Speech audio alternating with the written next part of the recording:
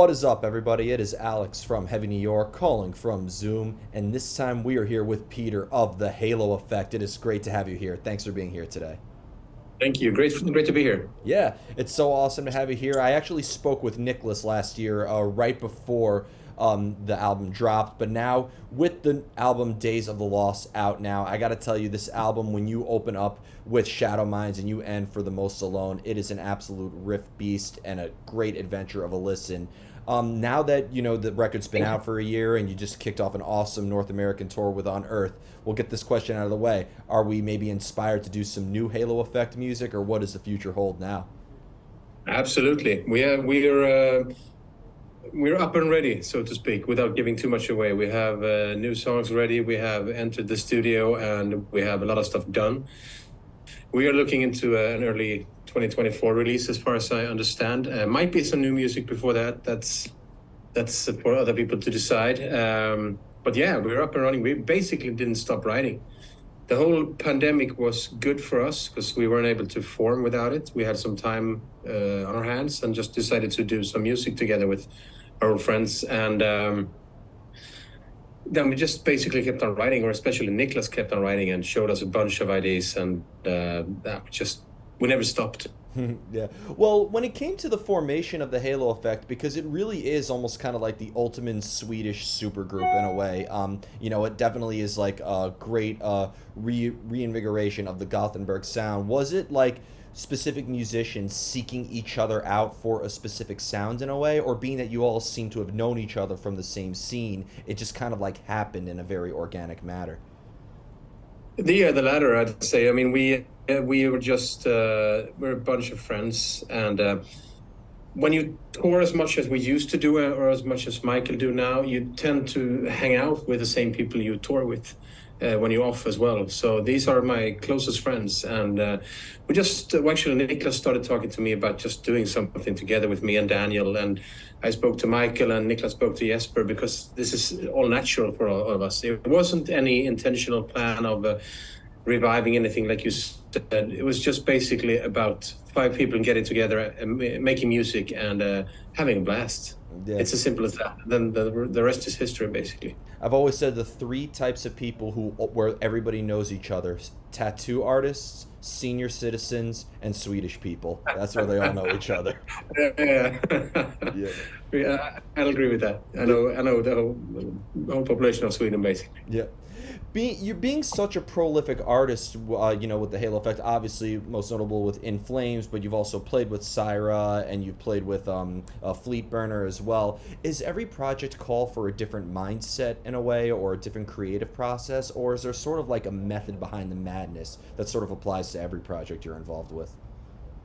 I'd say a little bit of both. When it came to Fleet Burner, for instance, it's sorry, my phone is going off here.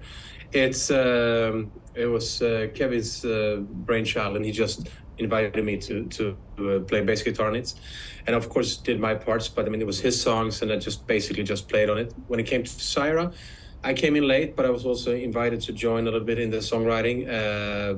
The parts that weren't already written, I got to, go in and inspire a little bit. And In Flames was In Flames. It was written by the other guys mostly, but it was always created as a whole group. We were sitting in a room testing the riffs that those guys made. And when it comes to the Halo Effect, I guess the mindset is always the same, going in with an open mind and trying to do your own thing the best way you can. But with the Halo Effect especially, Niklas is the brainchild of Halo Effect, and he invited the rest of us to be co-creators of all the songs, and, basically just dragged riffs and ideas out of us. And then he created some songs of that, and he invited us into his already created songs, and just adding some elements and some riffs there. So it's a group effort, but it's mostly Niklas and his, I should say, very inspiring way of inviting you into a songwriting camp. But as far as the whole mindset goes, I just always go into it trying to be as open-minded as possible, see what I can contribute with, and if I can. I don't ever want to contribute just because. I want to contribute if I have an idea that I think can actually help the song out. Well, being that this is the third collaboration where you and Jesper in together, being that you both were in Flames, but you were also involved in Syra together. I thought maybe there's also kind of like a similar collaborative mindset as well in that with the Halo effect as well, right? No, absolutely. I mean, Jesper's been a big part of this. Of course, Syra was more his than mine because he invited me into that when I think they had written songs then or something like that. This is we all came together from scratch, basically. The first Halo Effect song was actually written in this very room because this is where I used to have my studio. Niklas came over, had some ideas with him. The first mutual songs we wrote together was written here. And that's so cool because then it is whoever's there contributes, and whenever that person comes in later, he can still contribute. There's never any do's or don'ts. There's never any like, oh, this is my song, it's finished. There's like everybody's always there to be able to put in their ideas as much as they like. But when it comes to Niklas and Jesper as well, it's not always necessary to add some stuff because they already thought about basically everything. But what they do is that they leave my instrument completely open. I can do whatever I want, especially on this new record. The last record, I guess we sat down, like I said, a little bit more from scratch together. Well, what I always found astonishing about your style of bass playing is because, for every bass player, it's an important instrument as it has both an emphasis on rhythm and melody in a way. And, despite all the jokes people say about bass players and rock and roll, it's a very important instrument. What do you mean? You know what? Any jokes people say, just all you have to mention is Lemmy and Peter Steele, and I think they got more action than any other guitar player in the world. So, yeah. But when I listen to your bass playing style, whether it will be on Clayman, Reroute to Remain, or A Sense of Purpose, or this Halo Effect album, there is like a lot of emotion channeled into it. Have you always needed to have music present before you knew what you were going to lay down into it, or have you ever had a whole bass pattern written and that maybe the band could write over that? Because when I listen to a song like A Sense of Purpose, which is my favorite In Flames album, when you listen to Alias or Delight and Angers or I Am the Highway, the bass seems to move just as much as the guitar riffs in that. Yeah, I mean, when it comes to those older songs with In Flames, the riffs are always written, and then I got to do my bass parts on it, and I basically had free hands there as well.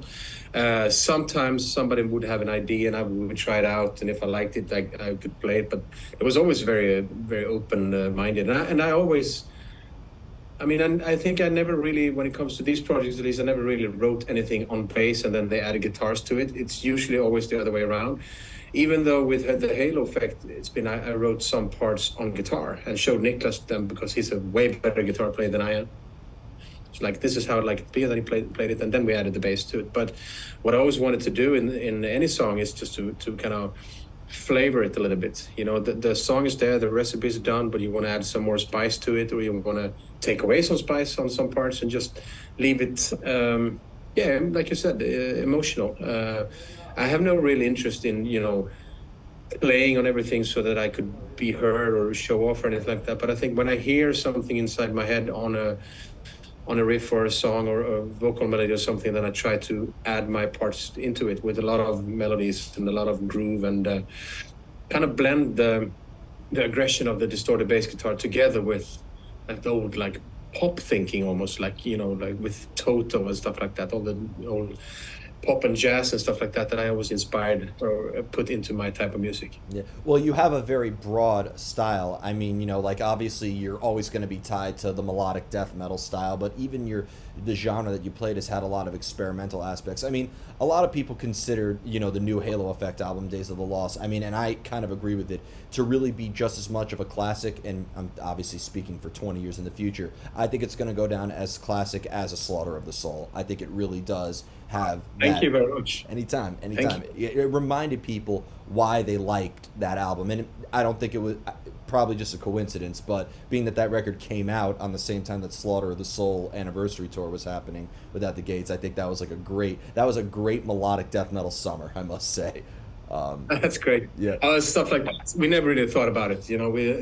It was really like that. We went into the studio, we wrote a bunch of songs, and we chose the best ones that we thought, and we sent them to the record company, and that was it. And then they did all the whole release plan. We wanted this to be released, during the pandemic, because we were done like 1 year before the pandemic. Basically, the record was done, as far as I remember, and so we wanted it out then. But of course, then the people who knows how this business works when it comes to the release dates and stuff, they were, I don't know, let's just wait until you can tour. And it's like, yeah, that makes sense, you know. Yeah, fair enough. But what I was saying is because, like, you know, when you even go to like your In Flames, you know, when you compare Colony to Clayman, but then you look at Battles, which was a very melodic album in a way, has your style or technique almost kind of had to adjust depending on how heavy a song was? If you were playing like a song as heavy as like As the Future Repeats Today or Only for the Weak versus a song like The Truth, for example, does it almost feel like a different energy is being channeled into it? I don't think I ever really think about that. I just tried to get in and do it. I mean, when it came, those were all different years. You know, Only for the Week was a song where was just kept it as simple as I could, trying to, because we had the melody, we had the groove, we had everything like that. I didn't have to do any patterns or any like extra melodies or harmonies because everything was perfect as it was. I think that would have destroyed that song a little bit more had I gone in and done a lot of noodling, you know, noodling. As the Future Repeat Yourself, you said, right? The other Yeah. one? That also has a really, really heavy groove, kind of like, you know, was playing a backbeat almost to it. And I think that was my interest in that song. Just try to find myself grooving between the riff guitar and the drums, and try and, you know, to be there and kind of just glue everything together. Whereas The Truth was a little different, because that's the final record I did with In Flames. And I came in, and it was really interesting because I came in the day before I was supposed to record, and I didn't know. I hadn't heard all of the songs. So I just went into the studio, listened to it, and then you know, Mike, who did the engineering, said, "Well, let's go." I was like, "Okay." So I basically just improvised all that stuff, you know, and just did it. And then we redid the parts where we weren't happy. That whole record went like that. It just not first takes, but the first impression with a song, the meeting with the riffs. And that was a big challenge, but in a good way, because it kept me on my toes. And also, I think it made the first impressions last, because sometimes you tend to overthink things. You go back, you do a demo, you record it, then you go back, I should have played that, I should have played that. So I kind of kept that feeling going forward into songs where we play. And even though sometimes I'm part of making a song, I don't listen too much to it, and I don't think too much what I'm going to do as I enter the studio, because I think it's a beautiful process when you go in and you press play and you play through and you find some stuff that you want to do, and then you just record that, you know. And with the Halo effect, because it's, of course, you know, with the ties to In Flames and Dark Tranquility, but you all have all been in many, many projects together. I mean, just to name a few, you know, with Jesper and yourself also being in Syra, but Jesper also being in Dimension Zero. Michael has been in Grand Cadaver. You played with, Still. you know, yeah, and, you know, Nicholas has played with We Sell the Dead. So, like, you all have had very impressive resumes. So even though it was a very organic process, were you all maybe in the end trying to combine your resumes into one concoction? Or at the same time, even though this is very familiar and fresh, was there also an essence of stepping into uncharted territory as well? I think that when we started writing, we just did it and didn't try to think that we were going to sound a certain way, because we know, you know, I know what kind of sound I'm comfortable with, as far as the bass goes. I know how to get it. I know how to play it. I know Daniel inside and out. I know all of his grooves. I know how to follow instantly, almost, you know. And I played with Jesper before. I played with Niklas before. Same thing there.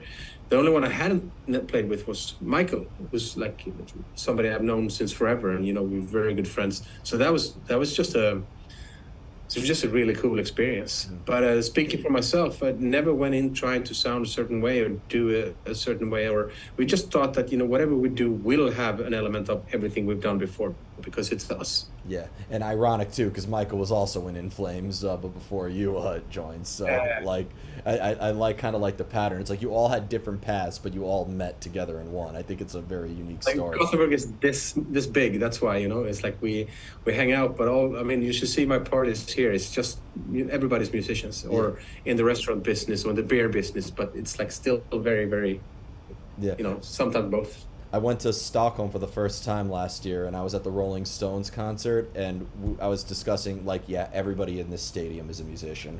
So, Yeah, yeah, yeah, most likely. Yeah. yeah.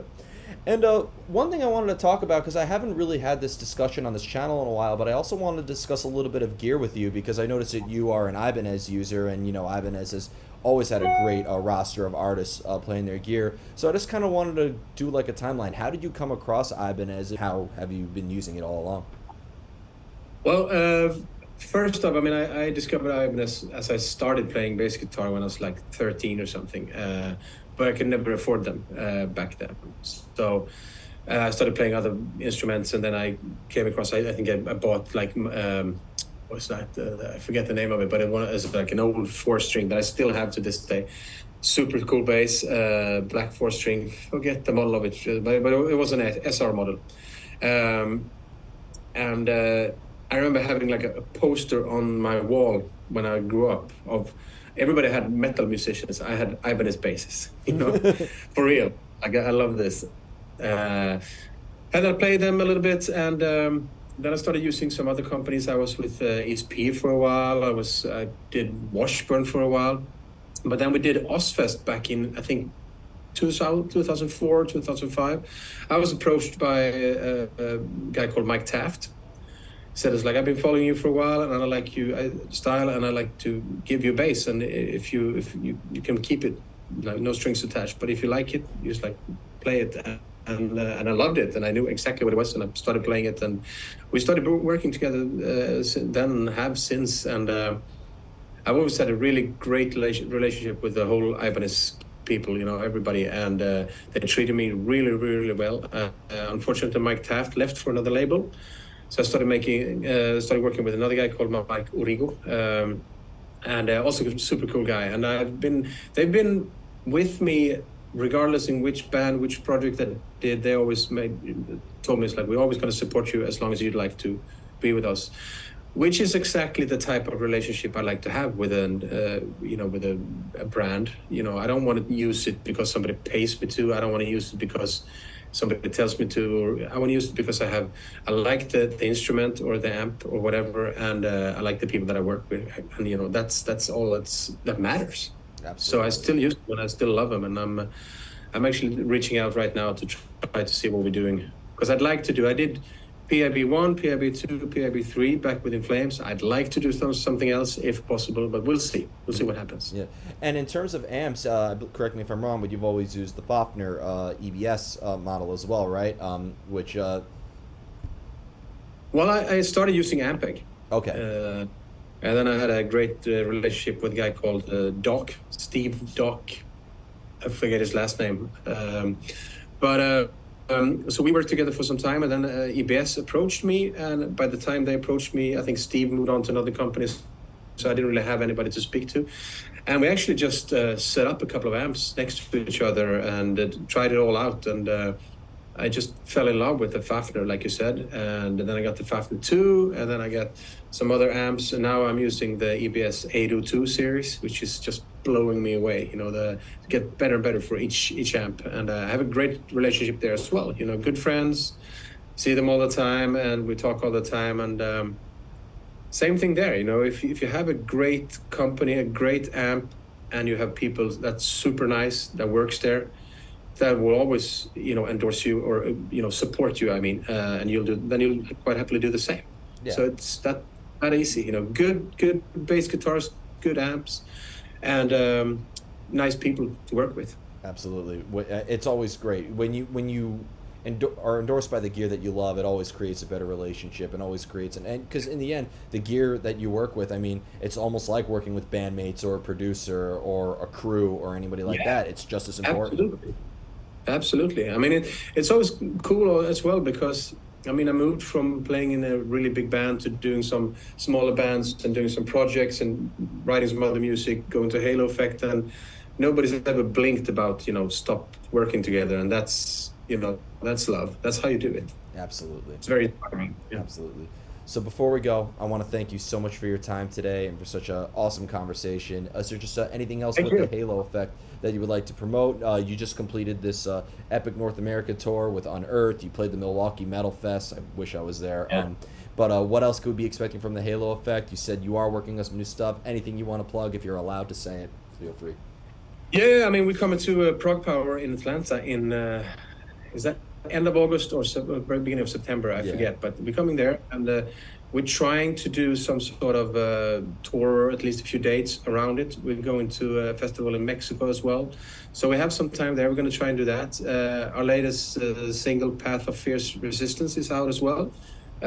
Came out about a month and a half ago, so check that out if you haven't. And we're in the studio, we're writing, we're recording, we're going to release something new. I wish I could say very soon, but fairly soon. But in the meantime, just enjoy our album. It's called Days of the Lost, and it reflects us, the Michael's vision or Michael's memories of all of us growing up and, what happened, stuff like that. So it's a great album. I think, modestly, I can say that, but it's a fantastic album. So thank you for supporting us, and hope to see you out there. Yeah, it's a documentary on the Gothenburg sound that we all know and love, and that has inspired so many American movements here, from the metalcore movement to the modern death metal movement, and so much more. So we thank you for this album. And I gotta say, that movement has inspired us as well. Oh, That's really? the beautiful thing about music. I love Unearthed, I love Killswitch Engage, I love all those bands. And whatever they do comes back to us, and we get, you give and you take all the time. That's the beautiful thing about music. You share. Yeah, that's absolutely. It's funny. I just interviewed the bassist of Killswitch Engage 2 days ago. So bass players all coming together. He's a great guy. Yeah, shout out to Mike D. But thank you so much, everybody. We are here with the Halo Effect, Days of the Lost. It is out now. This is Alex from Heavy New York, and we will see you next time.